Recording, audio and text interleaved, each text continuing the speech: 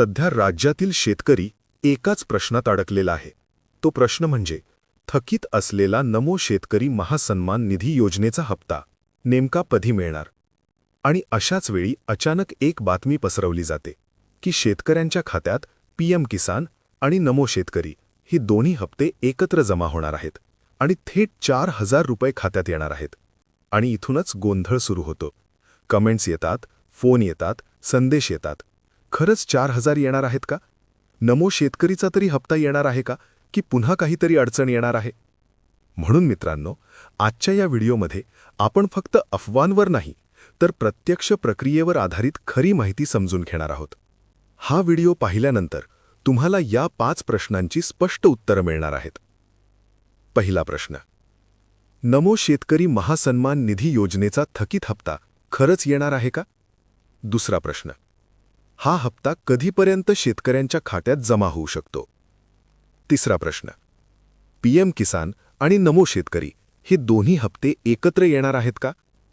चौथा प्रश्न: निवडणुकांच्या पार्श्वभूमीवर हा हप्ता अडकू शकतो का? आणि पाचवा सर्वात महत्त्वाचा प्रश्न: शेतकऱ्यांनी आत्ताच्या घडीला नेमकं काय लक्षात ठेवायला हवं? आता मित्रांनो, सगळ्यात आधी समजून घेऊया. नमो शेतकरी महासन्मान निधी योजनेचा जो हप्ता आहे तो नियमित नसून थकीत आहे. हा हप्ता नोव्हेंबरपूर्वी किंवा नोव्हेंबर महिन्यात वितरित होणं अपेक्षित होतं, पण काही कारणांमुळे तो थांबवण्यात आला. मात्र याचा अर्थ असा नाही की सरकार ही योजना चालवत नाही किंवा हा हप्ता येणारच नाही. कारण प्रत्यक्षात काय घडलं आहे तर या हप्त्यासाठीची प्रक्रिया आधीच सुरू करण्यात आलेली आहे. लाभार्थ्यांची यादी अंतिम टप्प्यात आहे. निधीची मागणी वित्त विभागाकडे पाठवण्यात आलेली आहे आणि साधारणपणे मोठ्या प्रमाणावर निधीची तरतूद मागितलेली आहे. याचा अर्थ स्पष्ट आहे की हा हप्ता देण्याचा सरकारचा निर्णय ठाम आहे. आता प्रश्न येतो, हा हप्ता नेमका कधी मिळणार? मित्रांनो, सध्या जी माहिती समोर येतेय ती अशी आहे की जानेवारीच्या शेवटापासून ते फेब्रुवारीच्या पहिल्या आठवड्यापर्यंत हा थकीत हप्ता वितरित केला जाऊ शकतो. परंतु इथे एक गोष्ट लक्षात घ्या. हा जो हप्ता येणार आहे तो फक्त आणि फक्त नमो शेतकरी महासन्मान निधी योजनेचाच असणार आहे. आता येतो मोठा प्रश्न: पीएम किसानचा हप्ता आणि नमो शेतकरीचा हप्ता हे दोन्ही एकत्र येणार आहेत का? मित्रांनो, सध्या तरी याचं उत्तर स्पष्ट आहे, नाही.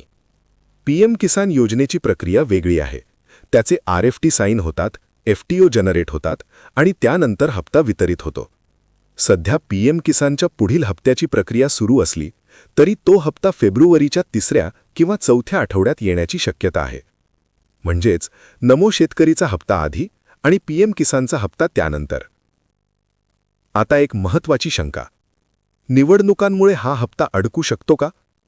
तर मित्रांनो, याचं उत्तर स्पष्ट आहे, नाही.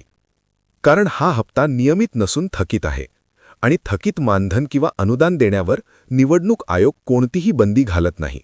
म्हणून हा हप्ता अडवला जाण्याची शक्यता नाही. फक्त एक गोष्ट खरी आहे की अनेक वेळा निवडणुकांच्या आसपास घोषणा उशिरा केल्या जातात आणि शेतकऱ्यांना थोडी वाट पाहावी लागते.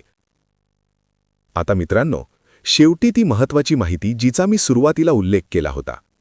हा हप्ता येण्यासाठी तुमचं केवायसी, बँक खाते, आधार लिंकिंग आणि लाभार्थी यादीतील नाव हे सर्व योग्य असणं अत्यंत गरजेचं आहे.